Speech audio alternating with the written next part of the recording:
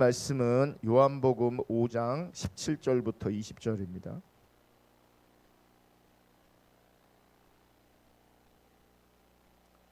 요한복음 5장 17절 20절 한 목소리로 읽겠습니다.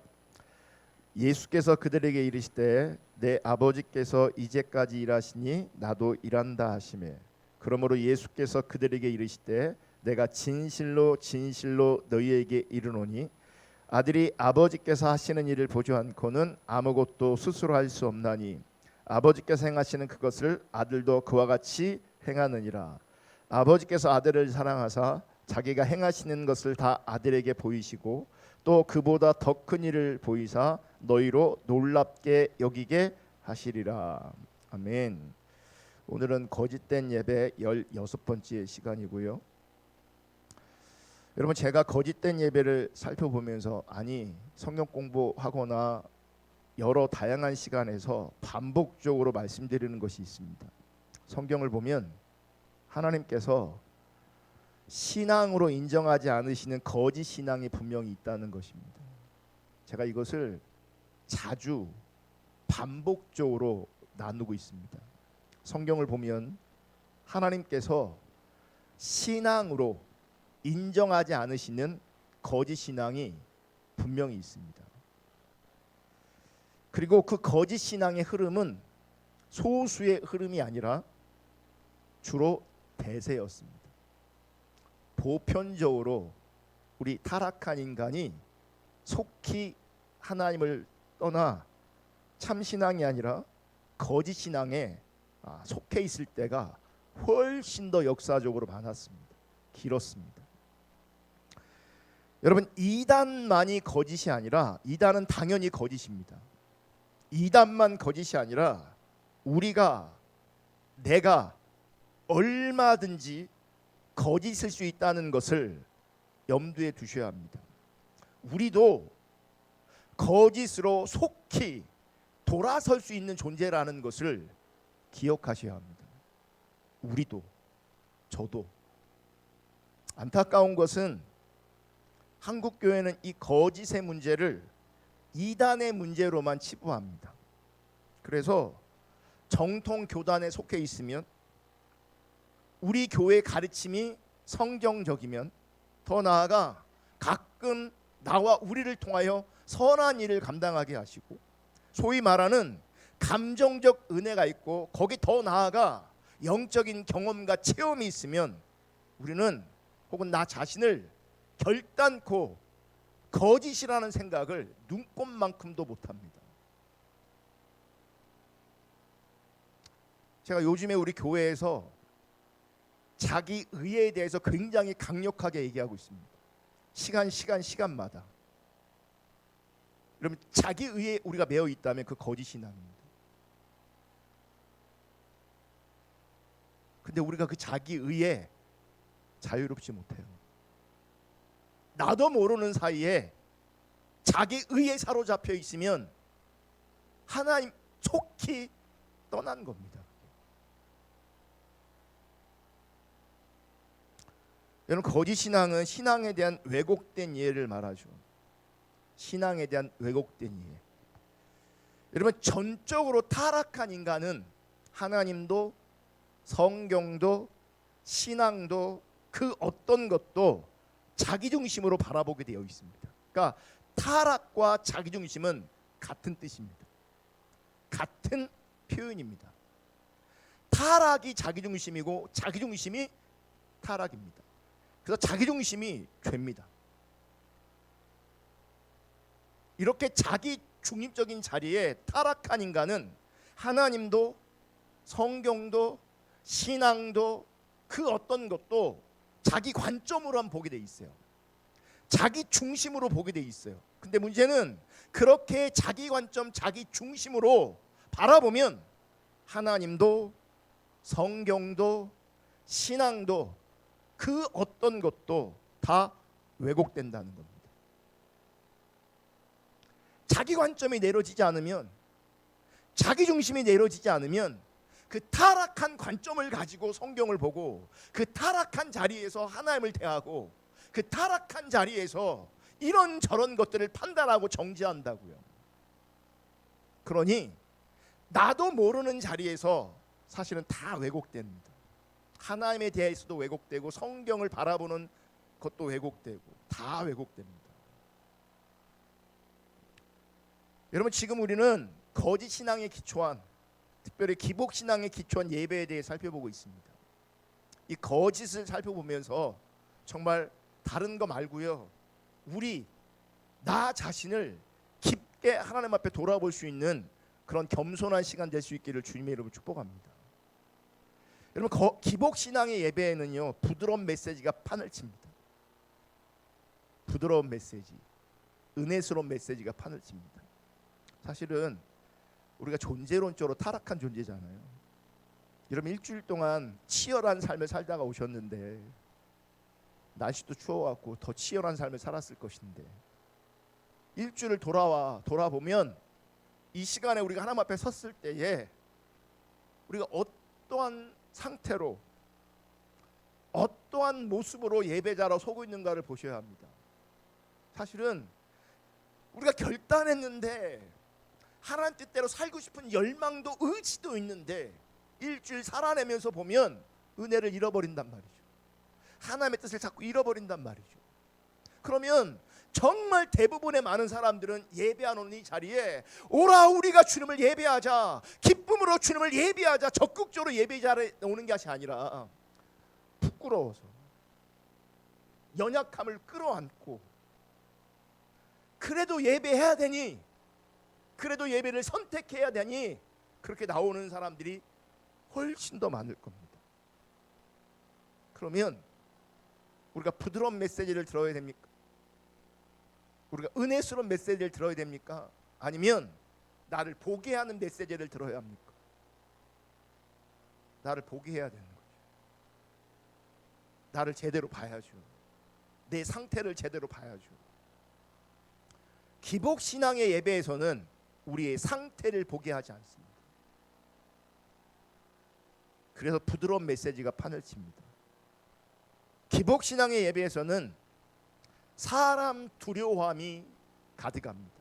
서로 영광을 취하고 영광을 구하고 서로 잘 보이기를 원하고 서로 인정받기를 원합니다.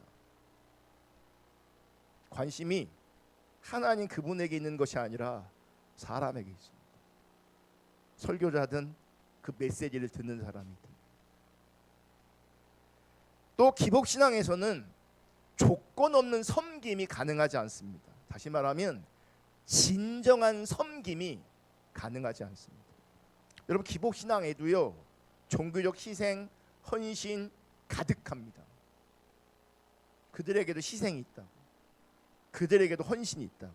문제는 그 희생과 헌신이 조건적이라는 거죠. 여러분, 타락한 신앙에서는 결국 자기 자신을 위해서 신앙생활합니다.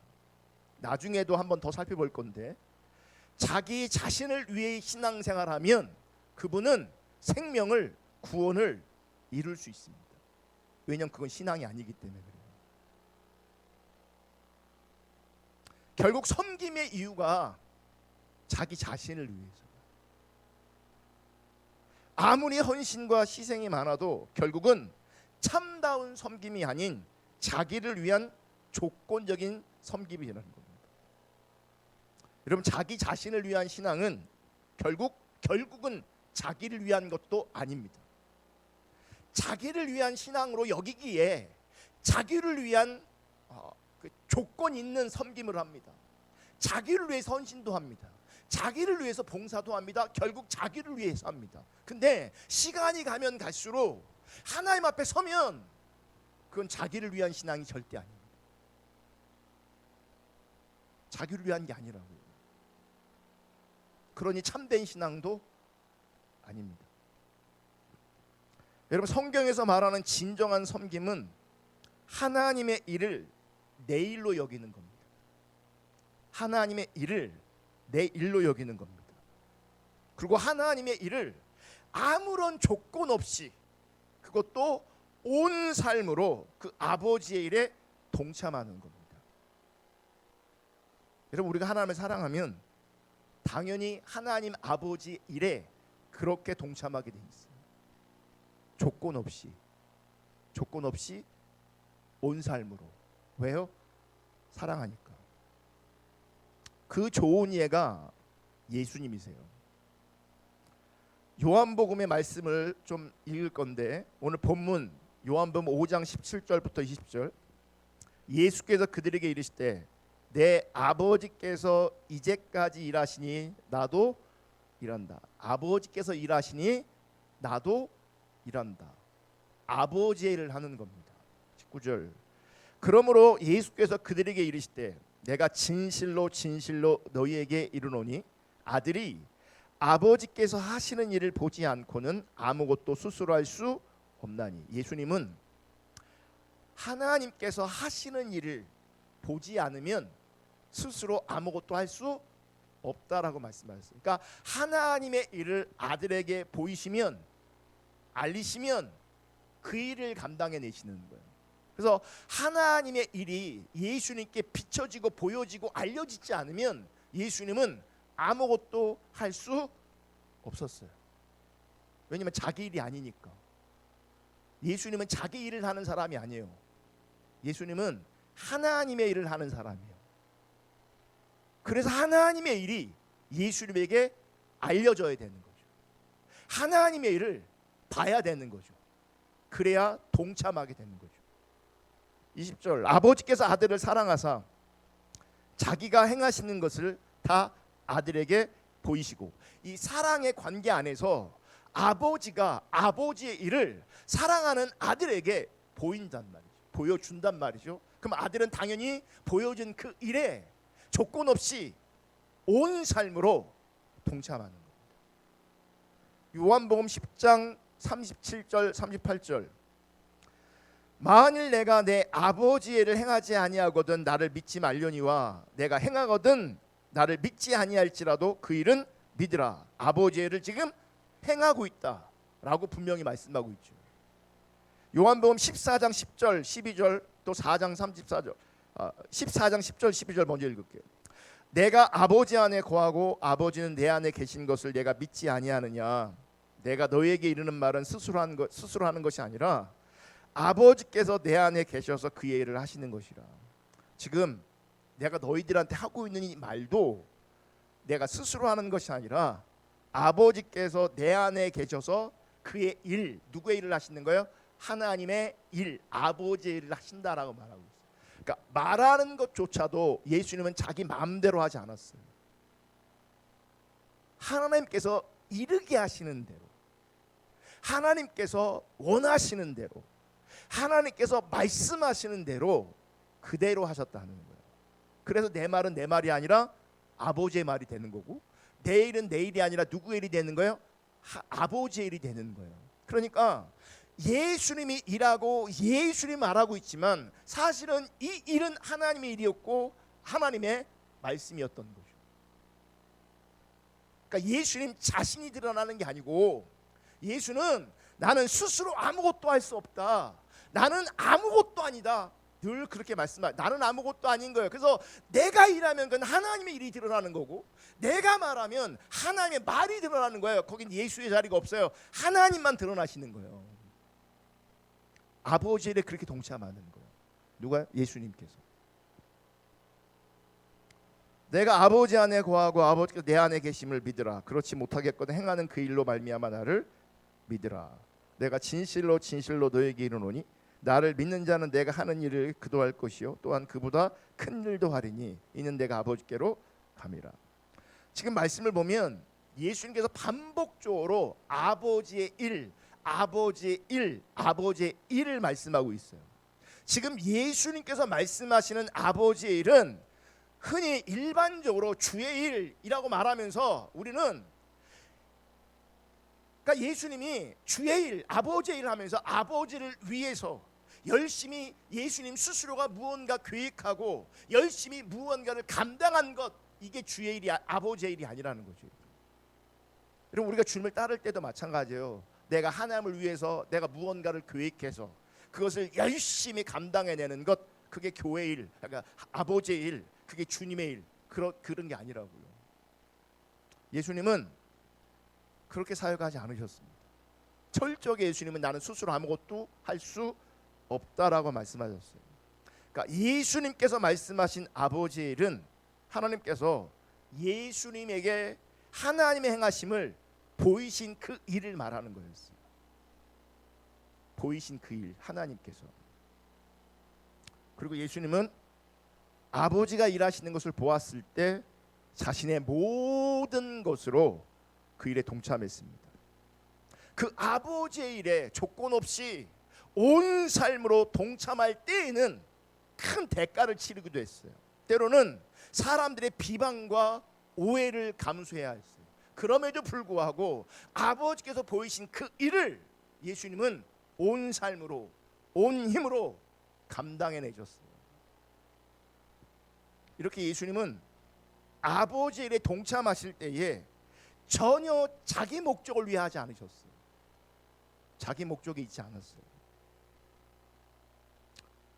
하나님께서 예수님을 사랑하셨고 당연히 예수님께서도 하나님을 사랑하셨기 때문에 예수님은 기꺼이 아버지의 일에 그렇게 동참한 거예요.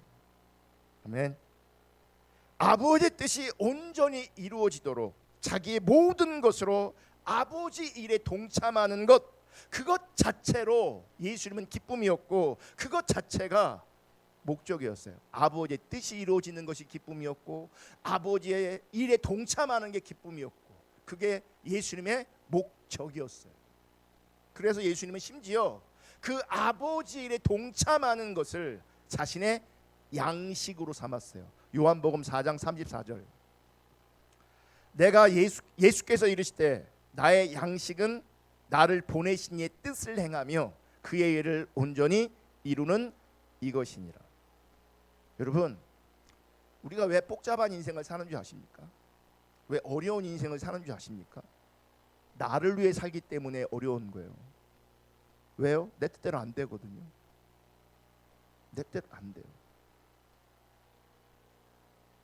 우리가 하나님 바라보고 하나님을 위해서 존재하면 그게 내 온 마음이라면 눈에 보이는 성과와 열매와 상관없이 하나님과 관계성 안에서 여러분 우리가 스트레스 받지 않습니다. 왜냐하면 나의 삶의 목적은 하나님과 함께하는 것이고 그분의 일에 그분의 뜻에 동참하는 것이고 그러면 최선을 다해서 그 하나님의 원하시는 그 자리에 그냥 나는 있으면 되는 거예요. 있으면 돼요. 예수님도 그랬어요.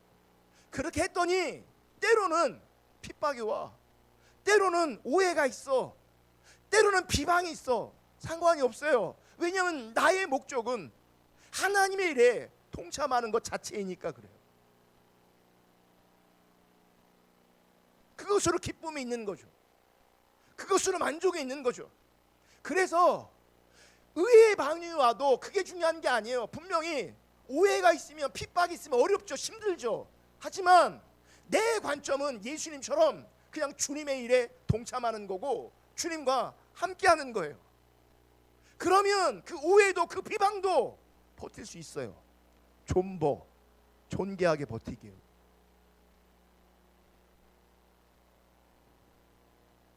근데 나의 뜻이 살아있으면 못 견딘다고요. 너무너무 힘들다고요. 왜요? 정말 내 마음대로 안 되거든요. 정말 내 뜻대로 안 되거든요. 왜 우리가 이렇게 과하게 힘든가? 거긴 내 뜻이 살아있는 거죠. 내 의가 살아있는 거죠.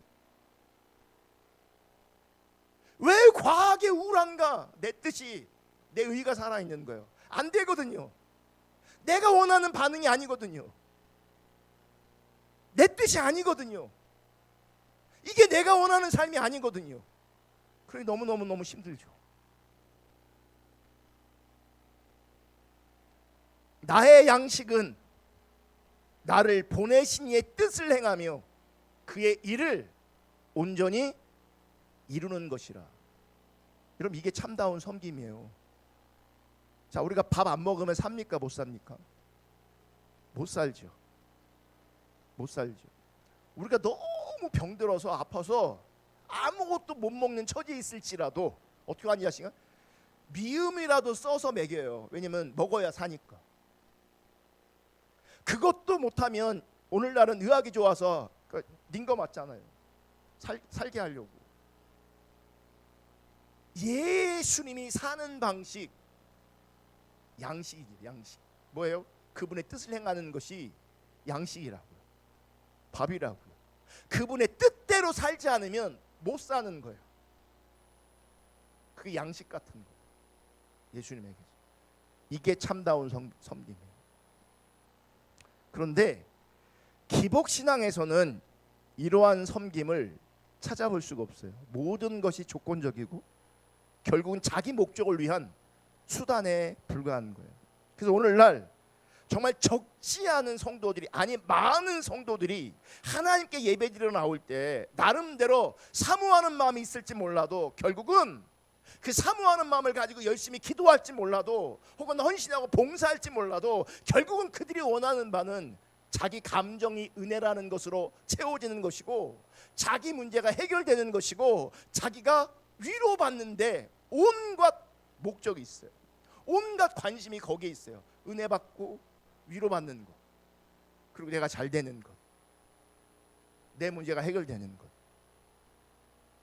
하나님의 일에는 어떠한 진정한 관심도 없어요. 요즘엔 이제 없다는 걸 이렇게 표현하잖아요. 일도 없다고. 정말 하나님의 일에는 일도 관심이 없어요. 하나님 나라를 위해서 일도 관심이 없어요. 뭘 말해주는지 아십니까? 우리 시대에도 이 기복신앙이 너무나 팽배해 있다는 거죠. 여러분, 사람들과 대화해 보세요. 정말 대화해 보세요. 그들에게 하나님의 열망이, 하나님 나라를 향한 열망과 하나님의 일에 대한 열망이 보이냐고요. 누군가를 만났을 때에 지 자랑만 하고 자기 일만 드러난다면 여러분 그 인간 만나지 마세요.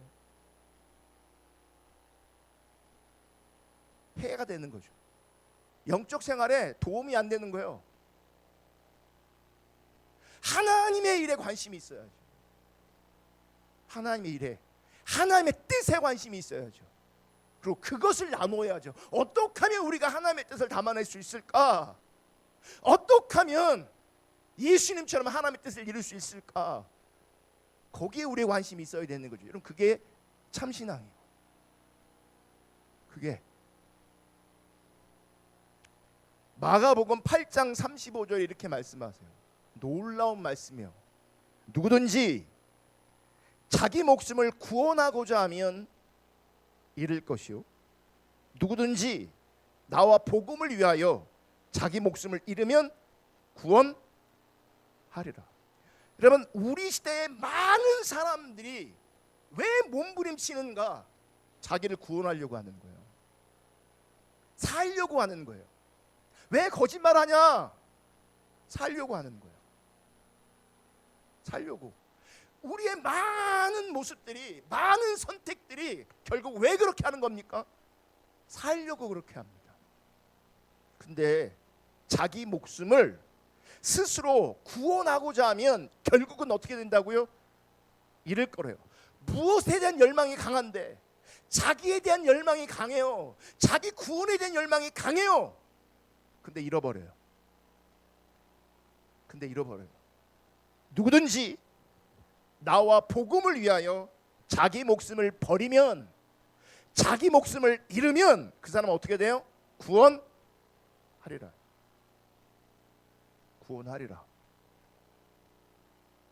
여러분, 얻으려고 살아야 됩니까? 아니면 버리려고 살아야 합니까? 얻으려고 살아야 돼요? 잃으려고 살아야 돼요?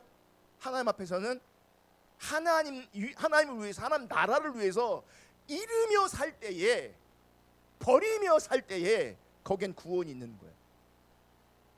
그런데 구원을 얻으려고 하면 없어진다고요. 사라진다고요. 여러분, 우리가 거짓 신앙책인 기복 신앙에 빠지는 것은 사실은 하나님을 모르기 때문이고요. 우리가 기복 신앙에 빠지는 이유는 하나님 나라의 원리를 모르기 때문에 그래요. 하나님 그분을 모르고 하나님 나라의 원리를 모르는 거예요. 원리. 하나님은요, 하나님의 모든 것으로 우리를 사랑하시는 분이세요. 아멘. 여러분 신앙생활 중에 하나님의 모든 것으로 나를 사랑하신다는 그 사랑에 압도당하셔야 돼요. 그게 엄청나게 크게 우리 가운데 다가오는 사건이 있어야 돼요. 사실 그게 회심이에요. 기독교 문화에 어찌저찌 해서 보니 나는 교회 다니고 있고 나는 예배 동참하고 있고 교회 안에서 일어나는 이런저런 일에 동참하고 있는 것, 그게 신앙이 아니고 그게 회심이 아니고요. 정말 표현할 수 없는 하나님의 그 사랑이, 모든 것으로 사랑하신 그 하나님의 사랑이 나에게 비춰진 날, 그 사랑이 나를 압도한 날. 여러분 그 사랑이 여러분 압도한 날이 있으신가요? 내가 그 은혜와 사랑을 잃어버렸을 때에도 다시금 그 크신 하나님의 사랑으로 내가 다시 돌아갈 때에, 그분의 은혜와 사랑 그렇게 기억할 때에, 그 모든 것으로 사랑하신 그분의 사랑 때문에 다시 그래 내가 주님께 돌아가야지, 그래 내가는 주님밖에 없지라고 나를 돌이키게 하는 그 사랑, 그 사랑이 있냐고요. 여러분 그 사랑이 있으셔야 돼요. 하나님은 우리의 모든 것으로 우리를 사랑하세요. 그리고 나를 사랑하세요. 그리고 하나님 안에 우리의 모든 필요가 있어요. 하나님은 하나님의 모든 것을 우리를 사랑하시고, 그래서 하나님 안에 우리의 모든 필요가 있다고요. 하나님 안에 우리의 모든 필요가 있다고요. 아멘. 그래서 우리가 하나님을 알고 우리의 존재를 다해 하나님을 사랑하는 삶을 살면, 다시 말해서 우리가 하나님을 위해 나 자신을 잃어버리면, 하나님을 위해 나 자신을 버리면 우리는 모든 것을 얻게 돼요. 즉 하나님 그분을 얻게 돼요. 아멘. 우리 가운데 하나님의 은혜와 사랑이 넘친다고, 하나님의 생명이 있어서 흔들릴 수는 있지만 여러분 주저앉지 않습니다. 흔들릴 수는 있지만 꺾이지 않습니다. 왠지 아세요? 하나님의 사랑이 있기 때문에 그래요. 하나님의 생명이 있기 때문에 그래요. 아멘. 그리고 하나님께서는 세상적으로 육신적으로는 아닐지 몰라도 하나님 분명히 우리의 필요를 채우고 계세요. 아멘. 그래서 결국은요, 하나님이 하셨습니다라는 고백을 하게 하세요. 하나님의 은혜였습니다라는 고백을 하게 하세요. 마태복음 6장에 보면 염려하지 말라, 목숨을 위해서 염려하지 말라 계속 그렇게 말씀하시잖아요. 그러면서 마태복음 6장 33절에 그런즉 너희는 먼저 그의 나라와 그의 의를 구하라, 그리하면 이 모든 것을 너희에게 더하시리라. 먼저 하나님 나라를 구하고, 먼저 하나님의 의를 구하고, 먼저 하나님의 뜻을 구하면 여러분 그 안에 하나님이 다 하세요. 아멘. 그래서 주님과 복음을 위해서 나를 버리면, 먼저 그 나라와 그 의를 구하면 하나님이 하십니다. 그래서 내가 있는 그 자리에서 우리는 감사하며 감격하며 하나님이 하셨습니다, 하나님의 은혜입니다, 그렇게 고백할 수밖에 없는 겁니다.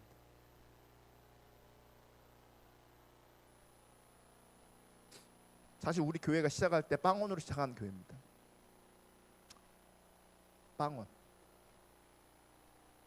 빵원으로 시작했어요.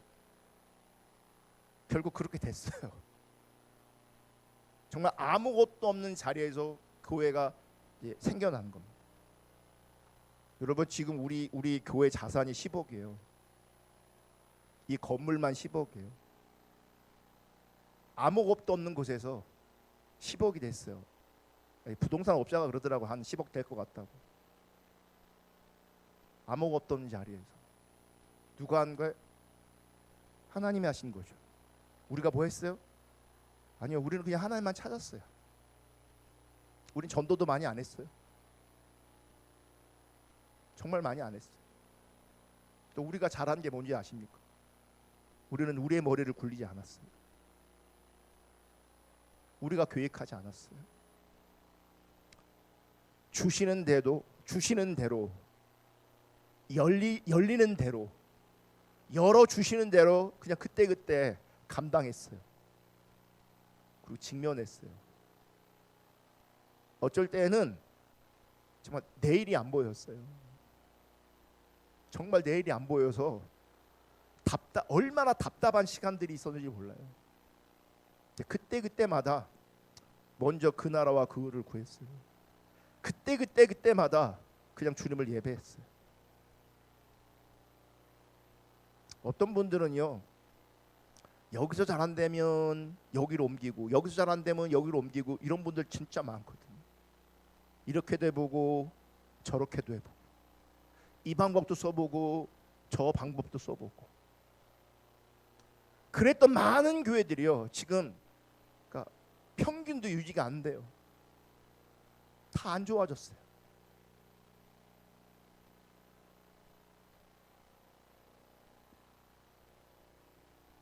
제가 이 얘기 왜 하냐면,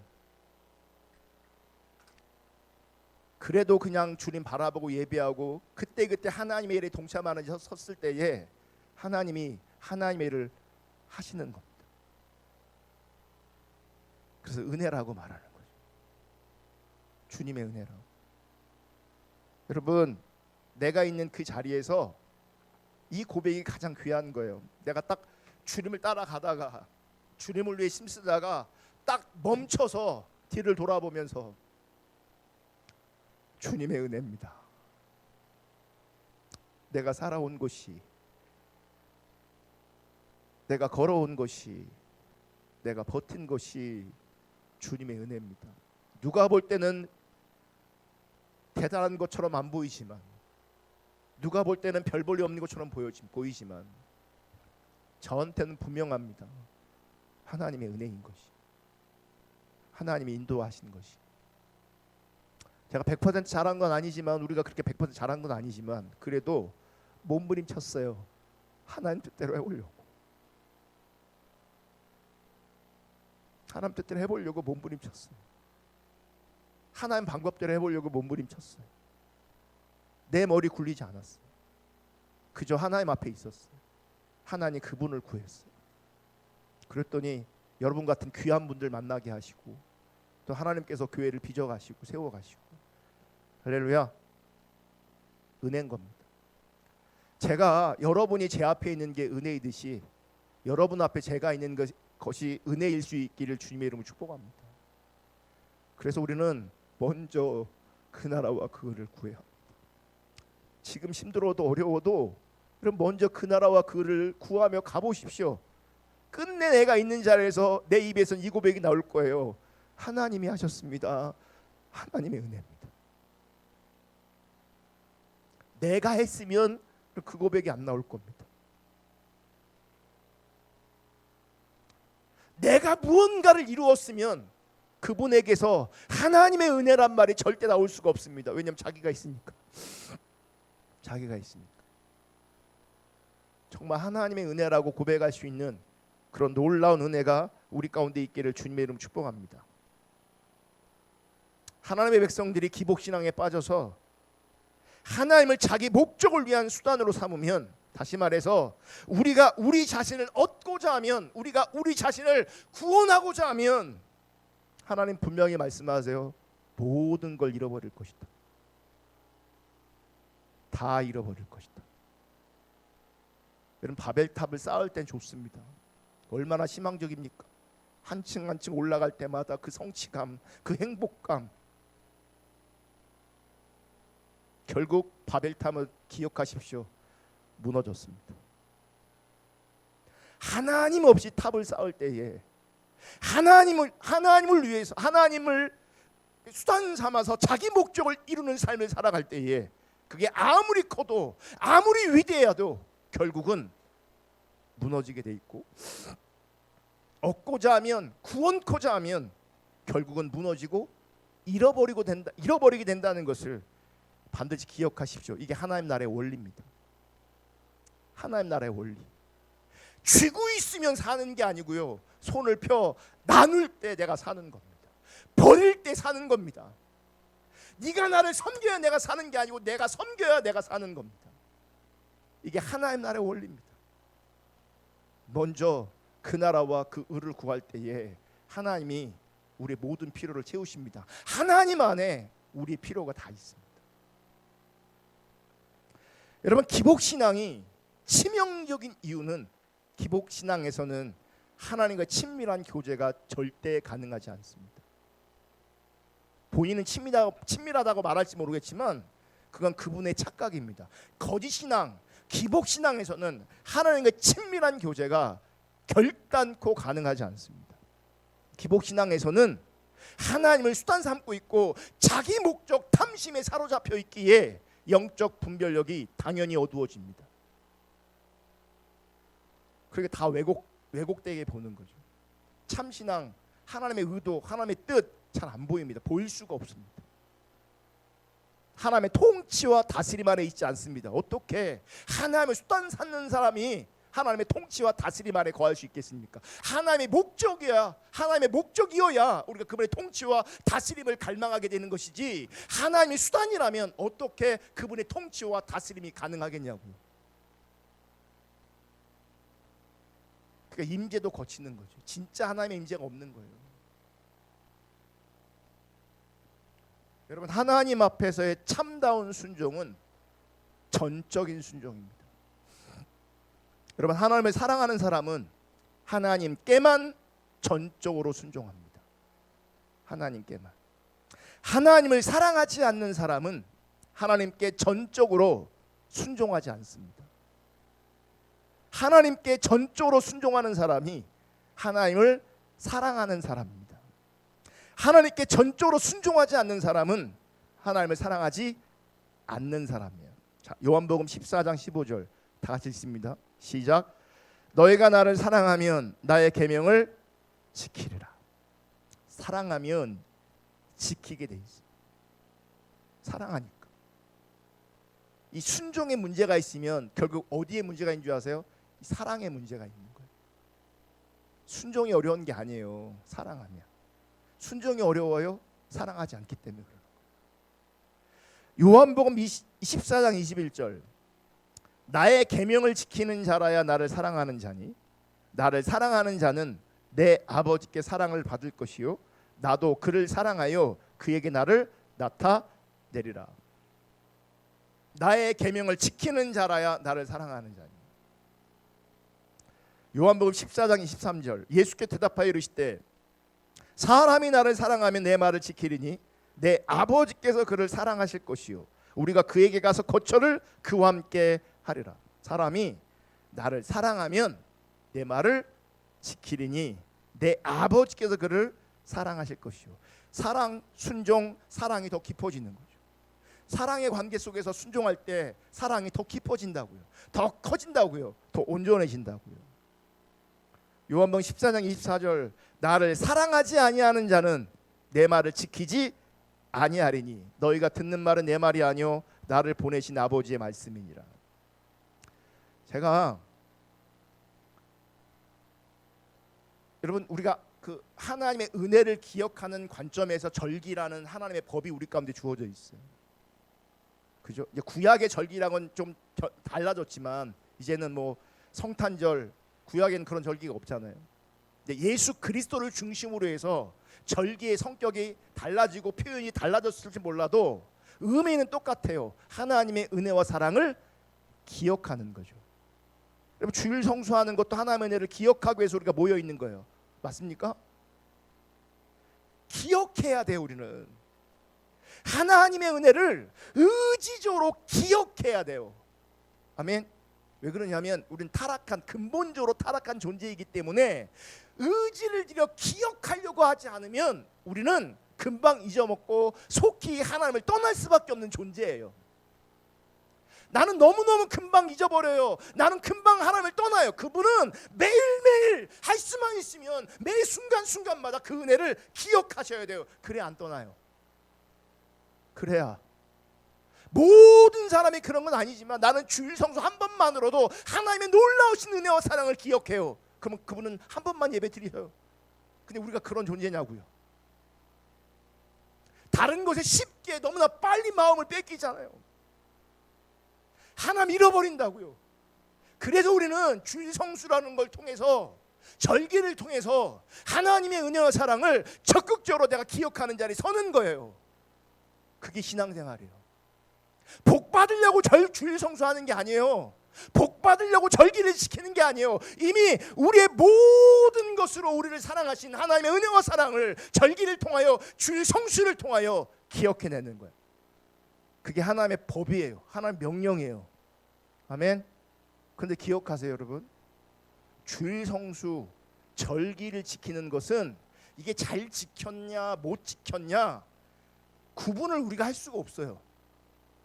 여기가 주일 성수하러 모이셨는데 이 자리에 있는 모든 사람이 지금 제대로 감사하고 제대로 예배하고 있는가 모르잖아요.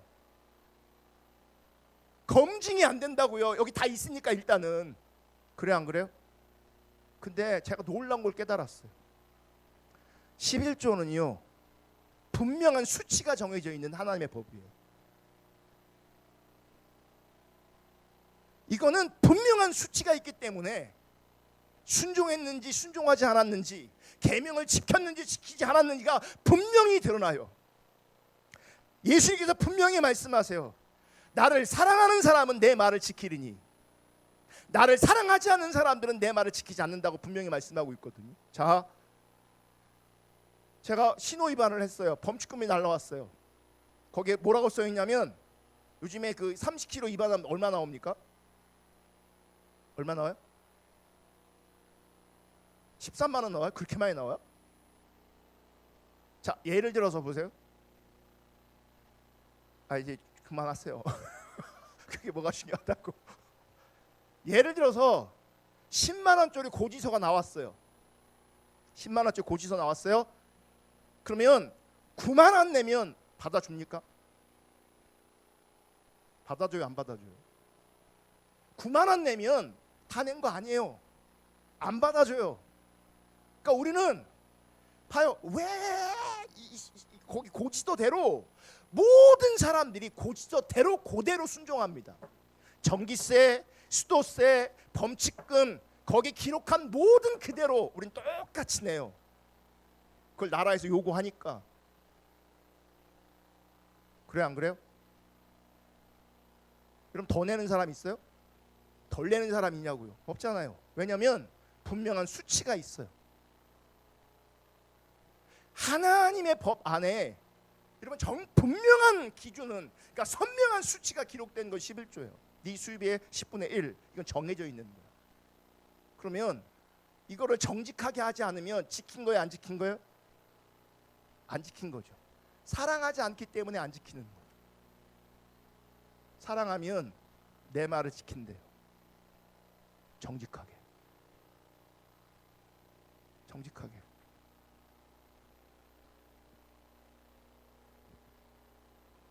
여러분, 하나님 사랑하는 사람은 하나님을 사랑하기 때문에 기꺼이 대가를 지불하고 하나님께 전적으로 순종하는 겁니다.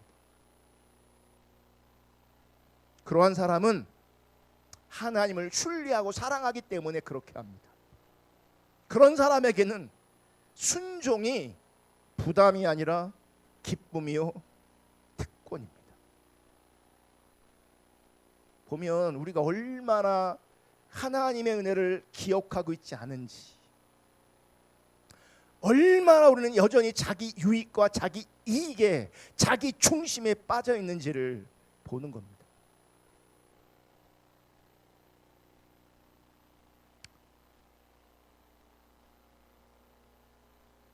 기복신앙에서는 이렇게 전적인 순종이 없습니다. 선별적으로 순종하는 거예요. 자기 마음대로 순종하는 거죠. 자기 멋대로 순종하는 거죠. 여러분, 하나님의 백성들이 기복신앙에 빠지면 그 중심에 탐심이 있기 때문에 자기의 목적과 유익에 따라 하나님의 말씀을 선별적으로 순종합니다. 자기에게 유익이 되는 것은 순종하고 자기에게 손해가 되는 것은, 손해가 예상되는 것은 적당히 넘어갑니다. 문제는 이런 선별적인 순종은 전적인 불순종과 같다는 겁니다. 왜? 하나님이 그렇게 여기신다는 겁니다.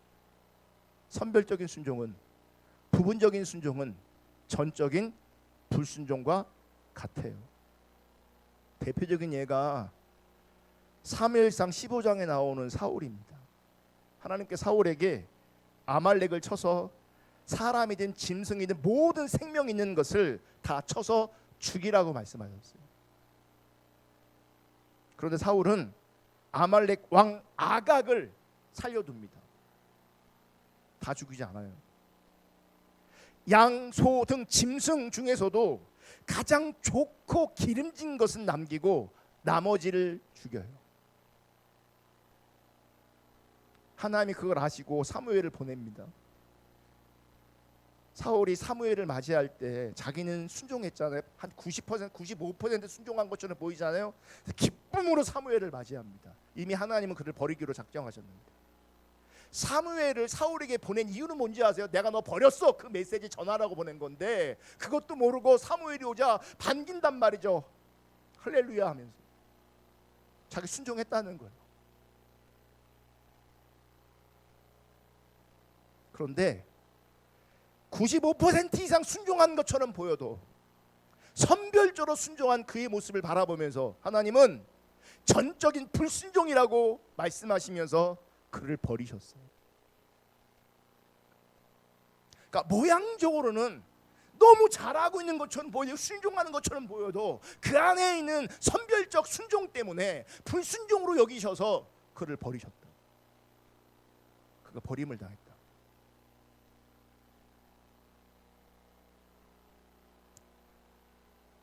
왜 하나님은 그의 행동을 불순종이라고 말씀하셨는가? 자기 목적을 위해서, 자기 목적에 따라 하나님을 선별적으로 순종한 것에 불과했기 때문에 그래요. 하나님이 목적이 아닌 거죠. 하나님의 통치와 다스림, 하나님의 법, 하나님의 명령 아래 있었던 것이 아니죠. 그 속에서 자기 목적이 시퍼렇게 살아 있었던 거죠. 그것은 전적인 불순종과 같은 거예요. 그러니까 사울의 문제 뭔지 아세요? 그 안에 개인적인 야망과 탐심이 있었다는 겁니다. 개인적인 야망.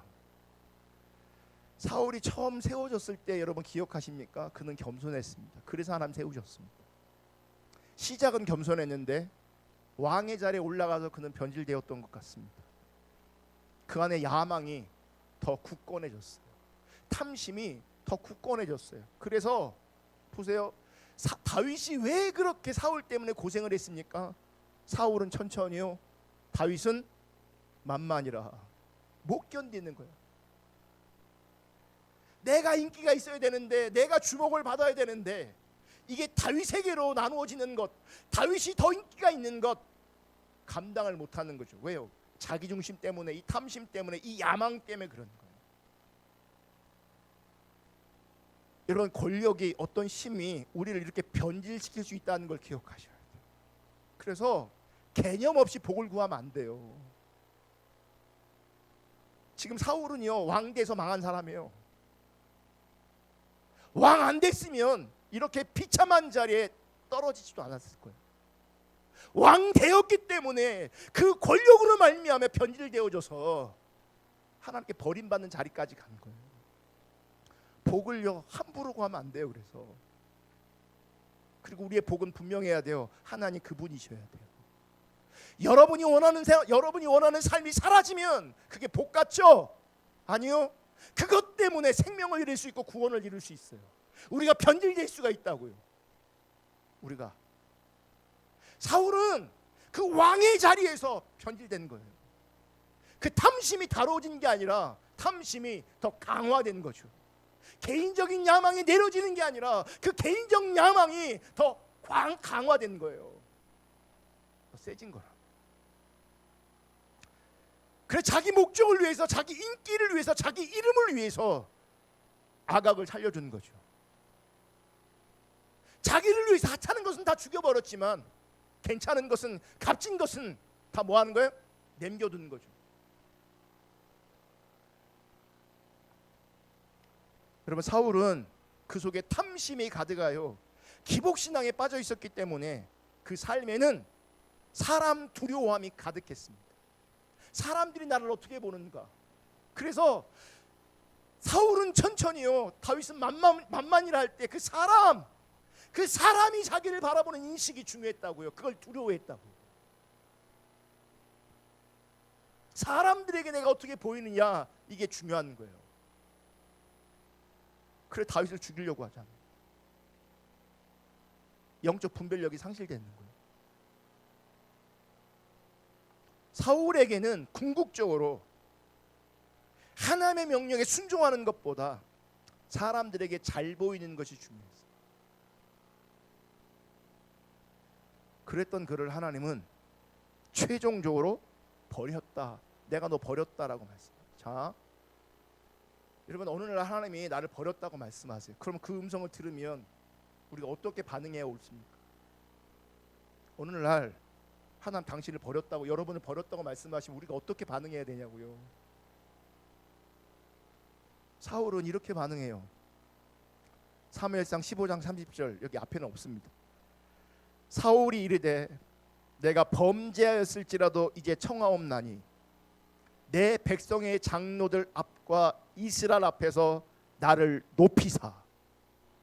하나님이 버렸다는데, 하나님 나를 버렸다는데 나를 장로들 앞에서, 이스라엘 백성들 앞에서 나를 여전히 높여달라고 말하고 있어요. 나를 높이사. 여러분, 반드시 기억하시기를 축복합니다. 기복신앙은 우리로 하여금 하나님을 떠나게 만듭니다. 기복신앙은 나로 하여금 하나님 앞에 전적으로 순종하기보다는 선별적으로 순종하게 합니다. 왜요? 나의 이익과 유익과 목적을 위해서. 기복신앙은 내가 높아지기를 원하는 겁니다. 내가 스스로 나를 구원하려고 하는 겁니다. 기복신앙을 깨는 것은 하나님 사랑하여 하나님의 목적을 구하는 것입니다. 그리고 하나님의 뜻에 전적으로 순종하는 것입니다. 그래야 거짓신앙이 깨집니다. 그래야 기복신앙이 깨집니다. 나를 위한 신앙생활 하다가 결국 생명과 구원을 잃어버리는 자리에 있지 않기를 간절히 주님의 이름으로 부탁을 드립니다. 주님과 복음을 위해서 나를 버리고 나를 잃으면, 먼저 그 나라와 그 의를 구하면 이 모든 것을 더하신다고. 하나님 그분을 구하면 우리가 있는 그 자리에서 눈물을 흘리며 감사하며 감격하며 하나님 당신이 하셨습니다, 하나님의 은혜입니다라고 고백하게 될 겁니다. 그게 참된 신앙이고 그 자리에 있는 것이 복된 겁니다. 그 자리에 있는 것이. 아멘. 그 자리에 반드시 있기를 주님의 이름으로 축복합니다. 우리 찬양하고 기도할 건데요. 추가곡 49장